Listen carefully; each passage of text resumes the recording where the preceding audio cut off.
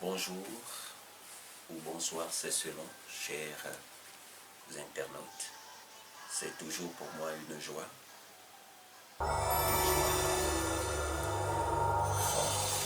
puissante que de me retrouver dans la toile et partager avec vous les merveilles du royaume, la parole de Dieu. Je viens effectivement sur la toile aujourd'hui parce que ça remonte à plusieurs temps que je ne me suis plus étalé sur la toile, sur les réseaux sociaux en termes de vidéos. Voilà. Et il me semble impérieux et salutaire effectivement que je revienne sur la toile en mode vidéo pour pouvoir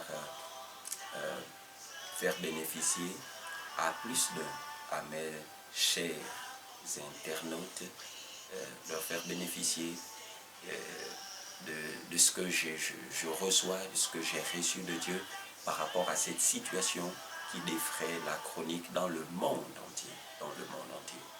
Mesdames et messieurs, nous sommes tous sans ignorer, chers internautes, que le monde est bousculé, le monde est dans l'effroi, la psychose est mondiale, généralisée, parce qu'une maladie, parce qu'une peste, parce qu'une pandémie, parce qu'un virus nommé Corona, Covid-19, prend de l'ampleur, tue des milliers et des milliers d'êtres humains. Et suite à cela, des mesures gouvernementales ont été adoptées, ont été prononcées dans plusieurs nations, en France, en Chine, en Côte d'Ivoire, au Sénégal, au Ghana et particulièrement au Gabon. Et c'est de là, effectivement, que je voudrais m'appesantir. C'est par rapport aux mesures gouvernementales suite à cette pandémie internationale, suite à cette situation qui gêne énormément notre nation, parce que 3 cas officiellement ont été déclarés dans notre nation, et donc des mesures ont été adoptées, ont été prononcées, ont été dites. Quelles sont ces mesures? Il y en a plusieurs, mais l'une d'elles, c'est la fermeture, du moins la fermeture des églises locales, momentanément, pour éviter les rassemblements de plusieurs personnes, afin de ne pas faciliter la progression de la contagion de cette maladie dite Covid-19 ou coronavirus. Et donc, pour ma part, j'ai observé depuis plusieurs jours, j'ai lu des posts, j'ai lu des publications, j'ai suivi des vidéos, j'ai écouté des audios, et chacun pour sa part s'insurge contre cette mesure gouvernementale dans notre nation, le Gabon. Cette nation que j'aime bien. C'est pour ça que vous voyez, j'ai arboré ce matin les couleurs de ma nation, parce que j'aime le Gabon. Et plusieurs, comme je le disais tantôt, se sont insurgés par rapport à ces décisions de fermeture momentanée des églises, particulièrement, quoique les mosquées et autres sont fermées. Mais bon, pour le cas des chrétiens, cela est une mesure injuste, une mesure insensée. Et pour ma part, c'est mon avis et ça n'engage que moi. J'ai réfléchi, j'ai beaucoup réfléchi, et j'ai trouvé qu'il n'y avait pas péril à la demeure. Il n'y a pas péril à la demeure. Je suis d'autant plus satisfait de cette mesure. Non pas parce que je suis un antéchrist, non pas parce que je n'aime pas Dieu, non pas parce que je suis contre les églises, non pas parce que je suis un agent du diable, non, loin de là, tout cela. Mais simplement, je comprends qu'à quelque chose malheur est bon, dit-on. C'est un adage populaire, à quelque chose malheur est bon. Mais encore pour citer les Écritures, parce que nous sommes dans le cadre des Écritures, la Bible dit, dans les derniers temps, il y aura des jours difficiles. Et j'ai compris, pour citer un prédicateur puissant dans notre nation, à savoir l'apôtre Georges Olivier Mbazabois, a dit, les temps puissants ne sont pas forcément des temps destructifs. Ce sont des temps d'épreuve, ce sont des temps de test divin, épreuve divine, dans lequel effectivement Dieu, par ces temps, juge. Il jauge la ténacité, la force de la foi de tout un chacun. Vous savez, quand tout va bien, eh bien, on peut dire que chacun va vivre sa foi.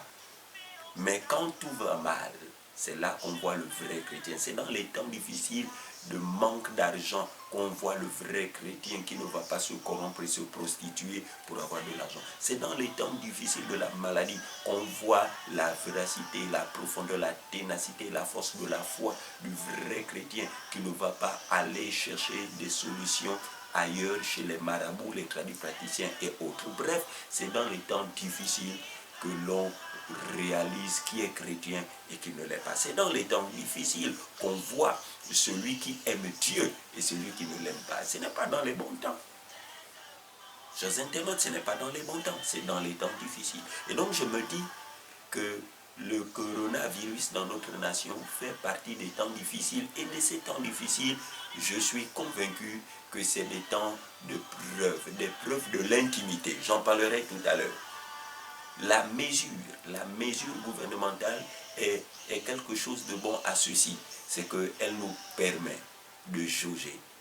Elle nous permet d'une manière générale ou personnelle, individuelle, de jauger l'intimité que nous avons avec notre Dieu. Chers internautes, nous allons rentrer dans le vif du sujet.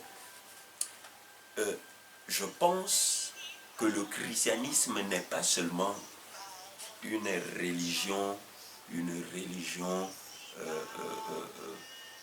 qu'on pratique dans un cadre élargi où tout le monde est là. Non. Le christianisme est aussi quelque chose de personnel, d'individuel. Pas seulement collectif. Je crois que la chrétienté collective a beaucoup joué des tours à plus d'un. La vérité, la profondeur, la ténacité de la chrétienté de quelqu'un ne se jauge pas et ne se juge pas dans le collectif, dans l'ensemble. Vous savez qu'il y a des gens qui ne connaissent pas prier et qui ne prient que quand ils sont ensemble. Vous savez qu'il y a des gens qui ne lisent pas la parole de Dieu et la lisent que quand ils sont collectivement réunis, ils sont ensemble. La Bible dit que le fait d'être ensemble est salutaire, oui. Mais la Bible dit aussi que le fait d'être seul est aussi salutaire. Le fait d'être en collectif, c'est bien. La Bible dit, il est doux et agréable pour des frères de demeurer ensemble. Bien entendu, c'est la parole de Dieu. Gloire à Dieu. Et je prône pour cela, pour la chrétienté d'ensemble. Mais je prône aussi pour la chrétienté individuelle, personnelle. Et donc, par des temps comme ceci, où le gouvernement demande à ce que les lieux de culte soient fermés, non pas parce qu'ils sont contre les églises, il faut le souligner, mais juste parce que nous devons combattre un ennemi, la Covid-19, qui se propage à une dimension inexplicable et extraordinaire. Et donc, pour pouvoir faire face et bloquer à ce fléau international, le gouvernement a donc trouvé nécessaire de restreindre, d'interdire les lieux de rassemblement public. Et parmi les lieux de rassemblement public se trouvent les églises locales. Et donc, quand une décision comme ça vient, tout le monde s'insurge. Mais moi, je pense qu'il y a un avantage dans la décision gouvernementale face au coronavirus, un avantage dans cette décision de fermeture de l'église. Cet avantage, je l'appellerai l'avantage du lieu secret. L'avantage du lieu secret. Et c'est pour cela donc, c'est par rapport à ce thème que je voudrais m'étaler, pour nous édifier, pour nous aider, pour nous éclairer, pour éclairer la lanterne de plusieurs. Ma Bible dit, pour citer les Écritures dans Matthieu chapitre 6, que je viens lire avec vous cette portion des Écritures de Matthieu chapitre 6, le verset 6. Mesdames et messieurs, la Bible dit, mais quand tu pries, entre dans ta chambre, ferme ta porte et prie ton Père qui est dans le lieu secret. Et ton Père qui voit dans le secret te le rendra. Ton Père qui voit dans le lieu secret te le rendra. Mais quand tu pries, entre dans ta chambre. Vous savez, la chambre est un endroit discret. C'est un endroit d'intimité. C'est un endroit non pas public, mais c'est un endroit privé. Cela sous-entend quoi? Cela sous-entend que Dieu voudrait qu'un temps soit peu, nous soyons dans le privé, nous soyons dans l'individualité, nous soyons dans la parfaite, nous soyons dans le lieu secret, nous soyons seuls avec nous-mêmes et Dieu. Et c'est à des temps comme ceci, effectivement, que l'importance de se rendre dans sa chambre, de se trouver dans sa chambre et de prier celui qui voit dans la chambre, le lieu secret, et celui qui rend à celui qui lui parle, qui lui prie dans le lieu secret, dans la chambre. Celui qui rend nous écoutera et nous rendra la santé, nous rendra la sérénité, nous rendra la quiétude. Mesdames et messieurs, je pense que le bon côté, l'avantage de cette décision, c'est qu'elle renverra plusieurs dans l'intimité avec Dieu. En d'autres termes, le lieu secret. Plusieurs ont perdu la notion du lieu secret. On vit un christianisme,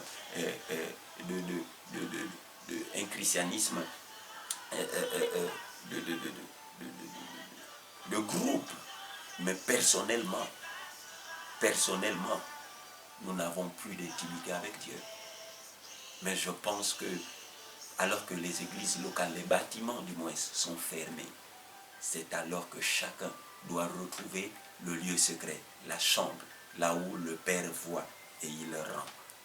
Chacun doit retrouver, je pense, pour ma part, que voilà le bon côté de cette décision. Pendant ces 2 semaines et autres, dans lesquelles nous ne nous retrouverons plus ensemble dans des lieux publics, dans nos lieux publics de culte, nous devons cultiver pendant ces 2 semaines la notion de la chambre secrète.